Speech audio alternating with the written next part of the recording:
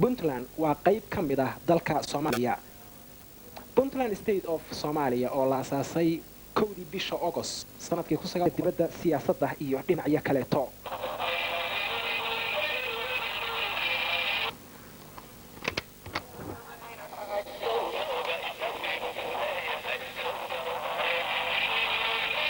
daawadayaal markaan waxaan indhihiinu hayaan calanka Soomaaliya balugleeyda shanta gees leh waa astaanta qaranka Soomaaliya. Puntland oo ka mid ah qaybaha ama maamul goboleedyada Soomaaliya waxa astaanteedu tahay calankii Soomaaliya. qolada calankeedu waa cayn inaga keeno waa cirko kale oo aan cadna lahayn ayay yiraahdeen abwaano hore.